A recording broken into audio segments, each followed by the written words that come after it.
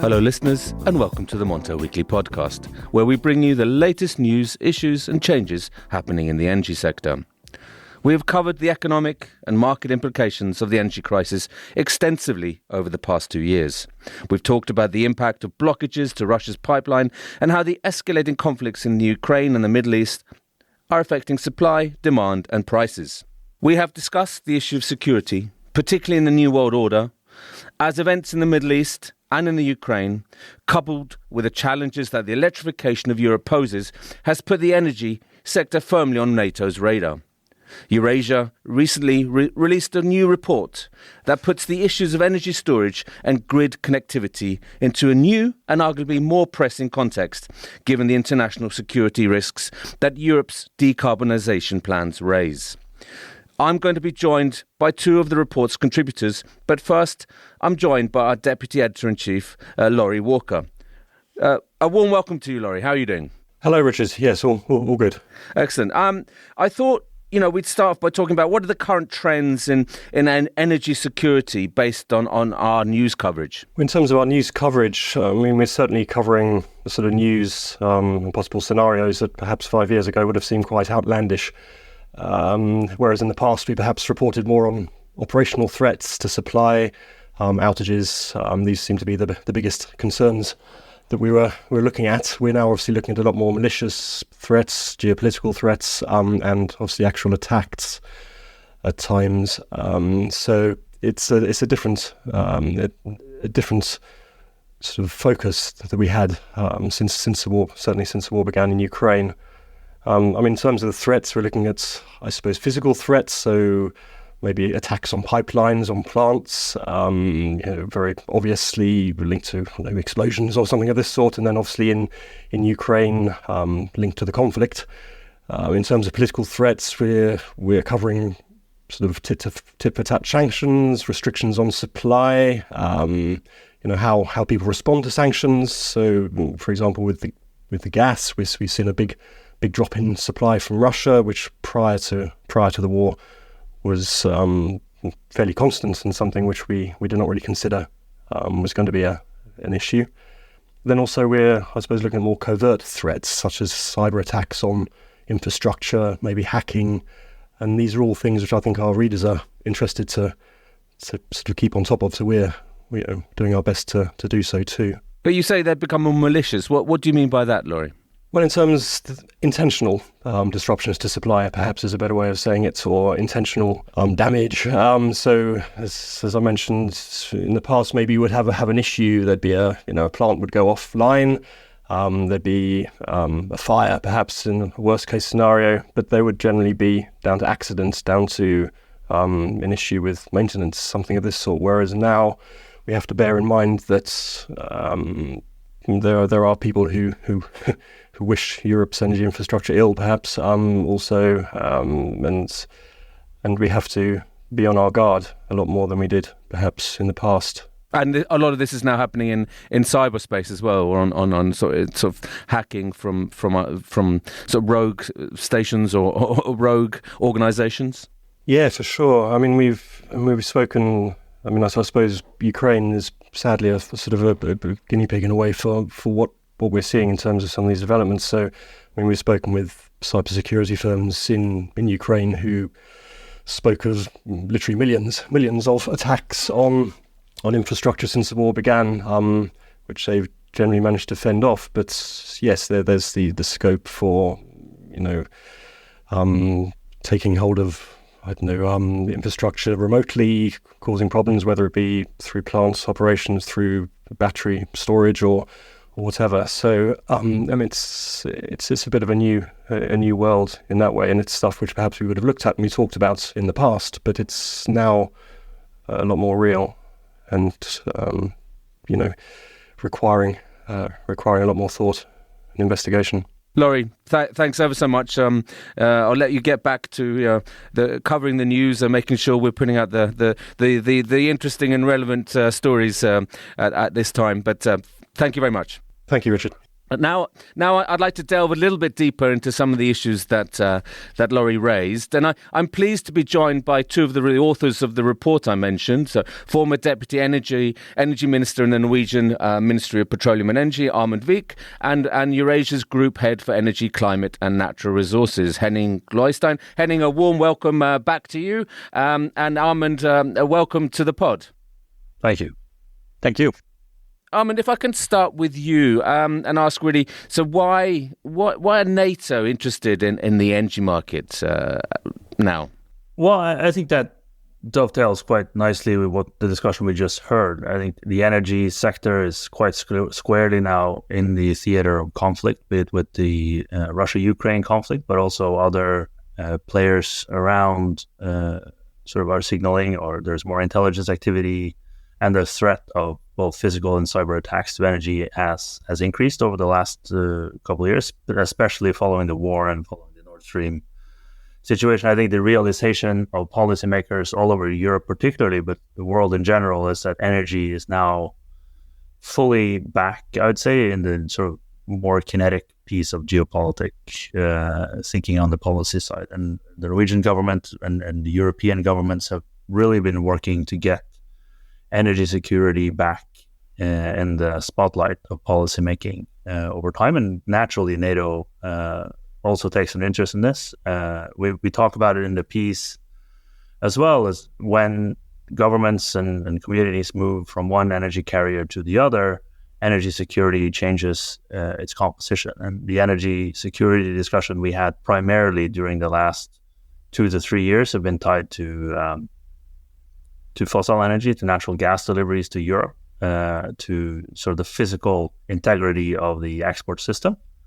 But also on electricity, there are real security of supply concerns. And I think our piece discusses both the policy implications and what you need to think about to maintain energy security in a more electric European energy system, but also there's market implications, there's cyber implications, and all of this together, I think, means that NATO and anyone else interested in sort of the full security picture for Europe and for the NATO countries need to pay much more attention to energy security and energy developments, both in the short and longer term. We'll certainly come back to the policy implications, because that's absolutely crucial, and what it means for the electrification and the decarbonisation strategy in Europe. But Henning, what are some of the shortcomings we've seen, that have come to the surface over the past 2 years in terms of energy security? I mean, the biggest shortcoming was an overdependence on natural gas supply from Russia by certain members of the European Union. So, Germany, Italy, there's a couple in Central Europe. That was, we know now, a historic mistake of pretty epic proportions that we've actually talked about in the past as well, of course. But looking at the future, there's other aspects. Amund talks about this a lot as well. It is sort of the diversity of supply, and a diverse supply mix is really important for import regions to maintain. If you rely on imports of energy, whatever form they take, you need a diverse supply base in case one supplier drops out because of whatever reasons. Could be a malicious form of dropout, so supply disruption, as we've seen with Russia, could be a natural disaster, could be an accident. There's a lot of things that can go wrong, and you need to maintain that. Now, in the past, that was quite easily done, but it happened almost naturally for importers when you had a diverse supply base of fuels. You were burning coal, you were using nuclear power, you were burning a lot of gas, you may be burning oil, and you had some renewables. As we electrify more and more procedures, we are sort of losing diversity of supply, because if we are phasing out gasoline from passenger transport, if we are phasing out natural gas and oil from household heating, and we're even taking out natural gas from and coal from energy-intensive industries like blast furnaces in steelmaking or in chemical facilities. That is all very important to do in terms of combating climate change and decarbonization and combating pollution as well. But it does narrow your supply base and diversity. And this is an issue, because if everything relies on the grid, what happens if the grid fails? What do you do? And that is something that I think NATO became aware of, and this is what Amund and I were putting our thinking hat on about. And especially when we're talking about a greater interconnectivity, for example, for an offshore grid and interconnected between the countries. I know the interconnectivity is a bit of an issue in Norway, Amund, but we're not going to touch on that today. But let's talk about the vulnerabilities of the grid and of the what we're talking about here. Where are the largest risks? I mean, for example, if there were to be an incident at a substation that connects the offshore gas facilities, then that could knock out a lot of not just Europe's gas supply, but also some of the power supply in the region in Norway. Amund, so what? Yeah, absolutely. I think there are regional gaps in energy security. The classic electricity energy supply line of thinking is sort of the N+1 scenario, where you need to have a sort of slight overcapacity on the grid side, especially not for any major population centers or industrial hubs, only rely on one connector in. So I think in the sort of local context, there are pockets of energy security risk in Europe that can enable, say, as you say, there's electricity powers some of the gas export facilities from Norway, onshore, offshore. But I would say for that particular case, I'd say there's enough redundancy in the Norwegian gas export system to tolerate sort of electricity fallouts. There are other challenges, cyber and physical, of course. On what we talk about in the article as well, in the piece, is if you look at this from the lens of the last 2 to 3 years, what really saved Europe sort of getting through this crisis was the interconnectedness of Europe, that you could have problems in Germany, you could have problems in France, and for a period there you also had real concerns about the availability of hydropower in Norway and Sweden and France for that matter, due to droughts, due to changes in rainfall. So you were able as a system to deal with regional and local challenges, right? So you had German gas-fired power plants were down or reduced due to the situation with Russia. You had French nuclear power out. You had different challenges that you were able to manage because you could move power from surplus areas to deficit areas across Europe. And one of the things that we talk about in the piece is that the political underpinnings of that structure, like the European interconnectedness, that you could have a level of solidarity in electricity supply, is also somewhat crumbling under the rise of populism in a lot of these European governments. And you'd see it in governments where you sort of expect better. Like we've talked about this, you alluded to some interesting discussions we've had in the Norwegian political context over the last couple of years. But you also saw the same when the Swedish government recently rejected the Swedish TSO's wish to build another interconnector to Germany. They referenced the German price structure and high prices in Germany, but there's also the underpinnings of a European energy system that's able to balance and deal with local and regional supply shortages are at risk, I think, which is when we're kind of looking forward to where is this, as you asked, Henning, where's the shortcomings? I'd say one of the shortcomings is that it seems that through the steam in Europe's effort to build an energy system that can actually cope with an over-reliance on electricity as the main supply barometer, I think could be difficult over time. So there's that as well. Are you concerned then? You mentioned some countries and their wish to sort of isolate this kind of introspection and saying, obviously politicians are elected nationally, they're not elected on a European basis, so they're looking to keep the lights on and provide cheap power. Is there a conflict of interest, say, with the wider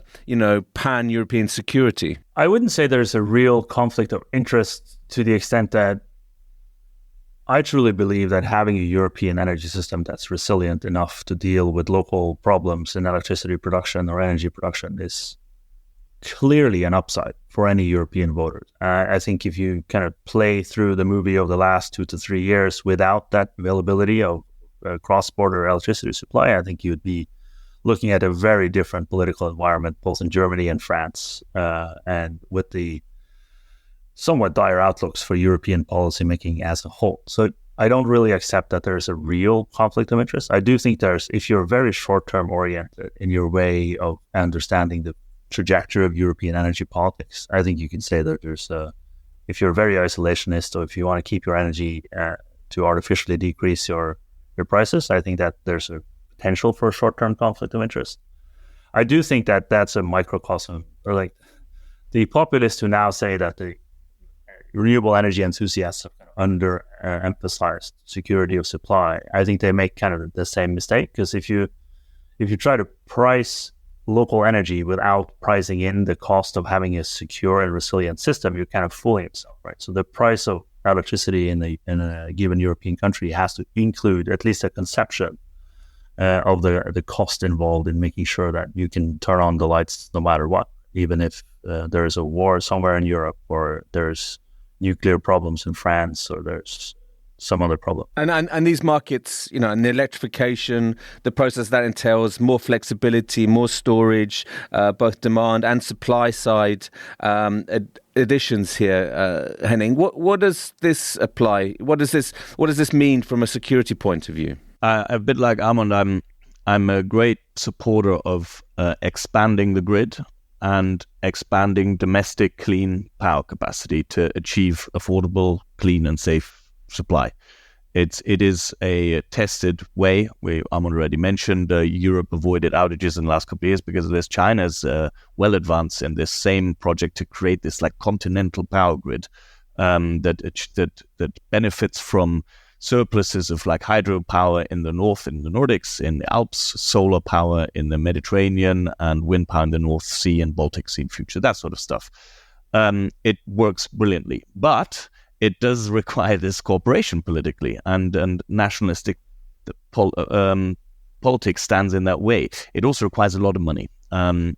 So you need fiscal ability to implement this. And their politics is at risk again, because the EU has limited fiscal ability. The countries with high credit ratings, i.e. with a lot of money, like the Danes, the Germans, the Dutch, and that sort of stuff, they're unwilling to finance it for everyone else. They have their own budget problems, priorities to compete: defense, pensions, healthcare, infrastructure, whatever. So these all compete. But you do need, and we say this a lot to contact clients, you do need to bring forward capex, so capital expenditure, in order to bring operational costs down in future. And that is politically very difficult. The market signals are there. So these infamous negative power prices that you see across Europe now, Montel does a great job of tracking them sort of this year versus last and so forth. This is happening. And this is in its purest term, a beautiful market signal to tell you where to invest into storage and or transmission capabilities, so that you can take a temporary surplus and either store it for later when there's a deficit, or send it somewhere else where there's a deficit. But this requires political action, and Amund mentioned this a lot. It requires politics and regulators to enable the market signal to be turned into a solution. Otherwise, it's just a red flashing light, and then it causes the troubles to the grid that Montel often reports about. And so this is a classic example. The market is telling you where the solutions need to be applied to, and now it's up to regulators and politicians to enable these signals to be turned into a solution. And I'm positive, but we're not quite there yet. But there are issues as well. I mean, the ideal solution, you have Nordic hydro, Alpine hydro as well, French nuclear, German renewables, as well as Mediterranean solar, all working in perfect harmony and helping each other out. But there are issues in certain localities, for example, the Netherlands, where you have huge constraints on the grid and you have curtailments of solar. So, you're telling people, forcing people to stop producing renewables. I mean, what are the what are the policy implications here, Henning? Well, I mean, the policy implication here would be that the Netherlands has more interconnections with its neighbors. So the Germans are net importers, and they for now, and they will remain it for a while. We think probably most of this decade, so till about 2030.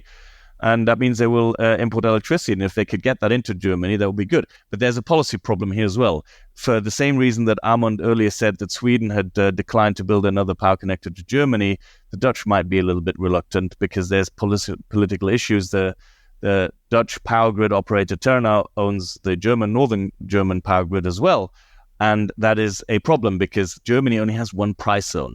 in a normal world, Germany would have two price zones. It would be a more highly priced southern German price zone and a more cheap northern German price zone, so that you could send that Dutch electricity through northern Germany into southern Germany to reflect the reality. And maybe one day, if the Netherlands is dark and unwindy, the southern German solar can be sent up north. The problem is in Germany you can't do that because there is German politics involved in this as well.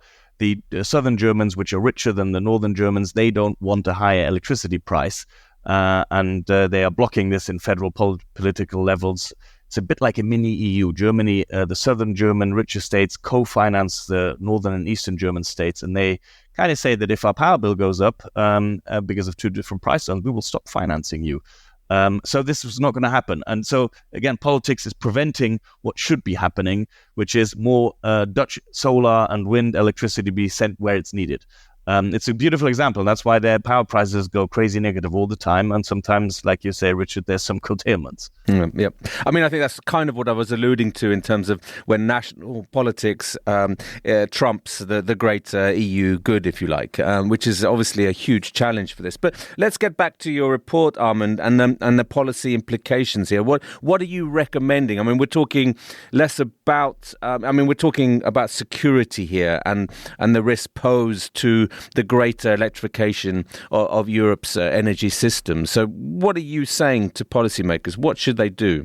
In the report, we talk about a range of policy lessons. Really, I think mainly, as we also talked about in this podcast, there is a lot of lessons to be learned for how Europe sets up its sort of future energy security universe and how we dealt with the energy crisis of the last couple of years, right? As we've talked about, resilience through redundancy, through interconnectedness, through a level of solidarity when it comes to energy security. And I also think, we don't talk about this as much in the article, but one of the lessons of the last couple of years is there certainly exists price points for electricity and energy that would kind of come into the category of security of supply risk, even though the supply is actually there, but it's at a price point where a lot of people actually feel or really don't have money to use the energy.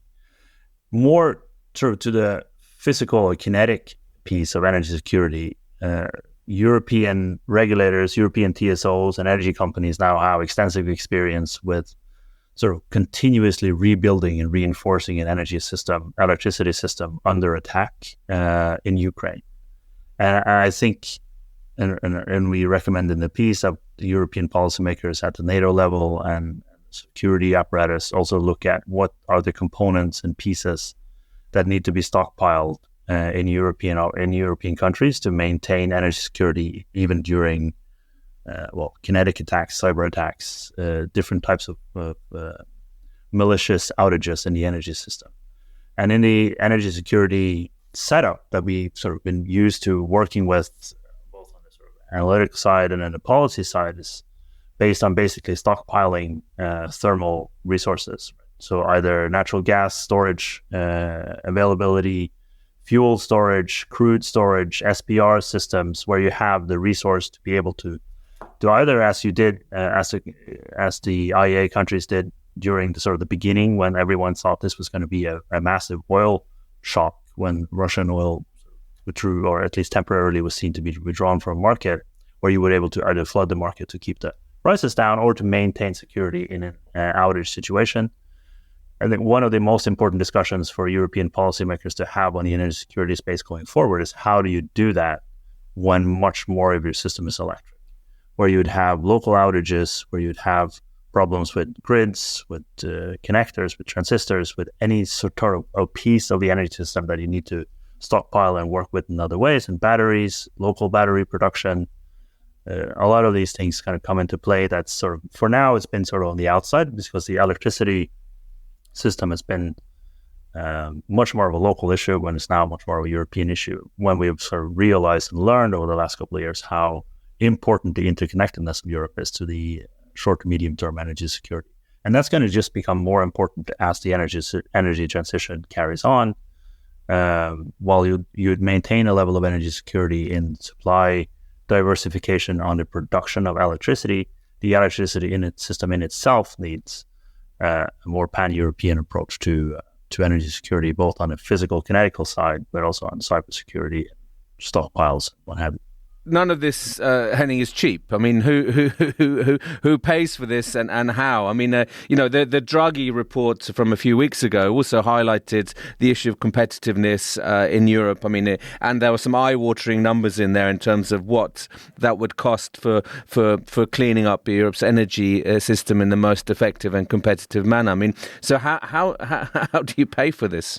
Yeah, that's the conundrum of bringing forward the capex to bring down future opex. That's very easy to say for consultants, but very difficult to turn into reality for both politicians and consumers. It is a real problem. The Draghi report, I think, was an important report to be issued. I mean, it says sort of 750 billion euros to 800 billion euros to be spent every year. That is a little bit of a lobbyist ringing the alarm bell. I mean, if Europe would have just spend, I don't know, half that, I think we'd have most of the problem resolved fairly soon.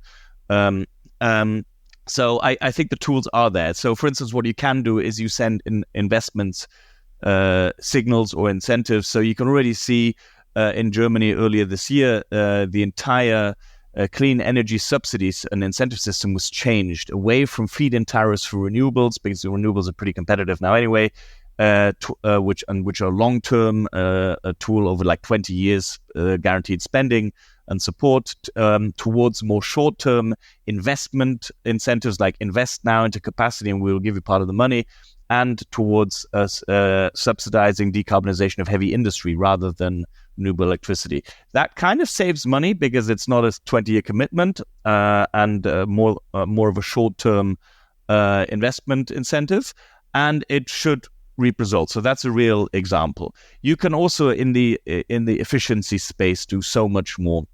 Send consumers an incentive to use electricity during times of surplus. This is famous now. So 24-hour matching going on. So use your dryer at night when there's a surplus of electricity rather than when everyone else uses it. That stresses the grid and requires short-term imports, for instance. So you can add on the efficiency gains as well. You can obviously, buildings mandates can be improved to improve efficiency. You can subsidize that as well. It saves money in the long term. But in the end, again, this all costs money, and this leads us to one of our main findings in the longer term of where the shifts in Europe will be. And unfortunately for some, this will mean that the countries that have the fiscal ability to act will act faster because this costs so much in the short term. So countries that have, a lower debt burden, a lower interest payment need because of the lower debt burden, they will be able to use their fiscal ability to address this more quickly than others who have high debt burdens and tight fiscal constraints. And also that's because these countries with a bigger fiscal ability to play at the moment are pretty unwilling, or reluctant at least, to spread their wealth to others. That is probably going to at some point deepen the divide in the EU, which has political problems. And it will also lead to differences in power prices. I think in the long term you will see in Northwestern Europe, the North Sea basin is all offshore wind, but also solar power. You mentioned the Netherlands, it's Denmark as well, it's Germany, it's going to be Britain even.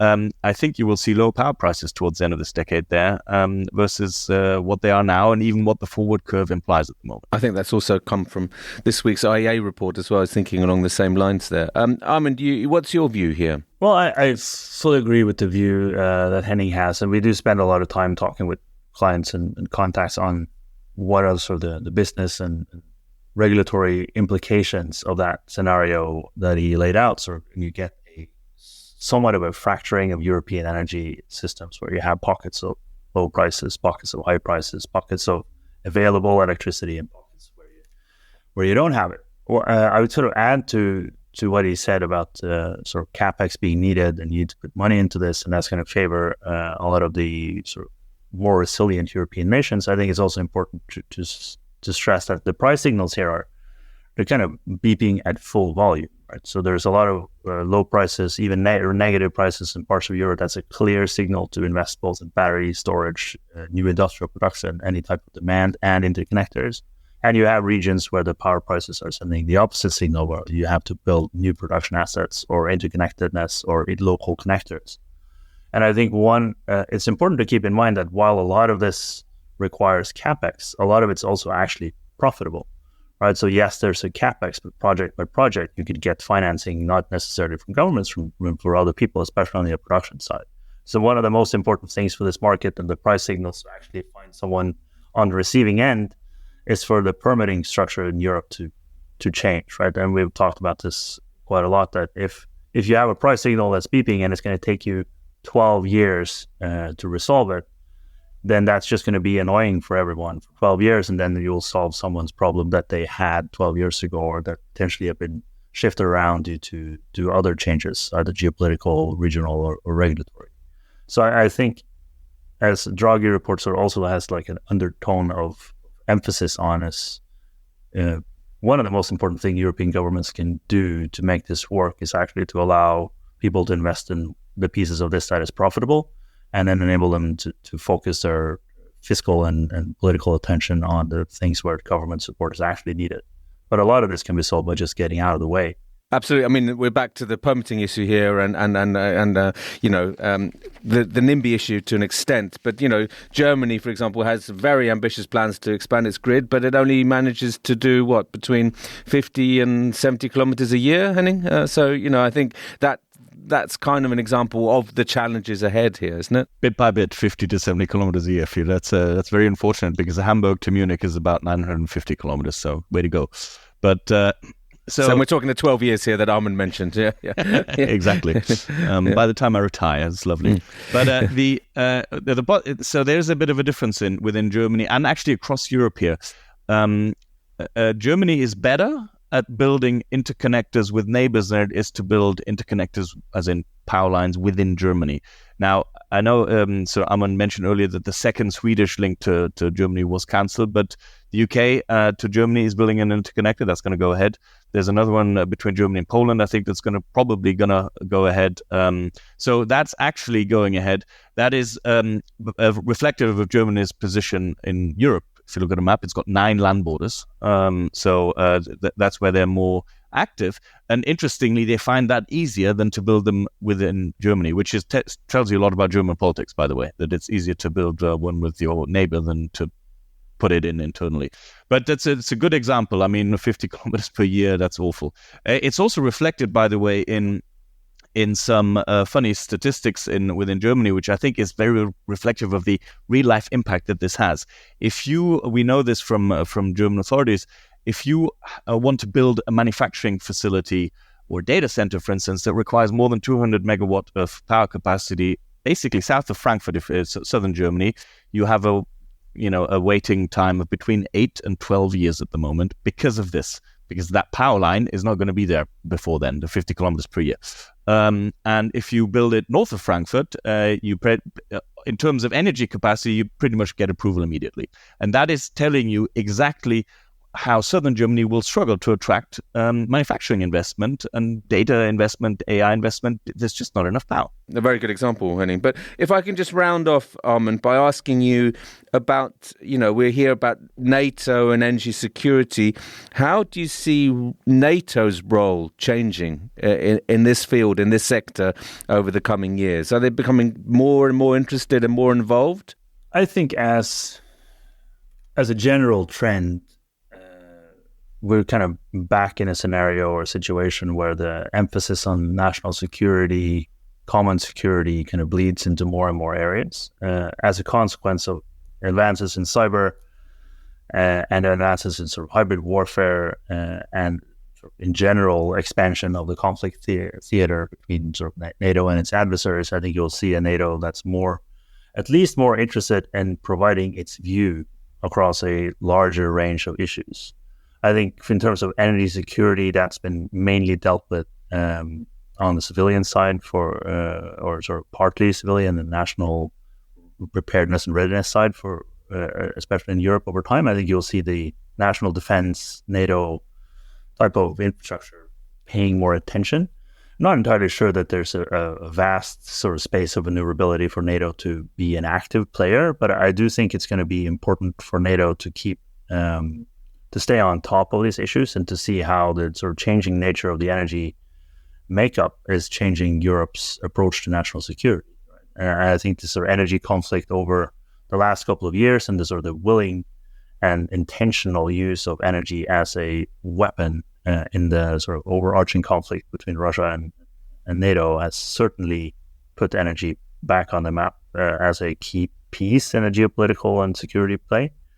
Well, that means that NATO has sort of specific tasks in it. I think it's for other people to discuss. Well, you did see NATO taking a bigger role in subsea infrastructure protection following the Nord Stream explosion, right? And sort of take the Norwegian example. There's 9,000 kilometers of pipeline connected to sort of connecting Norway's production assets to European consumers, and maintaining that integrity and security also requires a level of allied cooperation. I think NATO has certainly had a role to play and continuous role to play in that. It's a fascinating discussion and a fascinating area. I could sit here for hours with you guys, but we have to draw it to a close. So thank you very much, Amund and Henning, for a brilliant discussion, and some which has opened our minds to the areas that we need to be concerned about and to avoid complacency. So thank you, guys. Thanks. Thank you. And thank you, listeners, for tuning into this episode.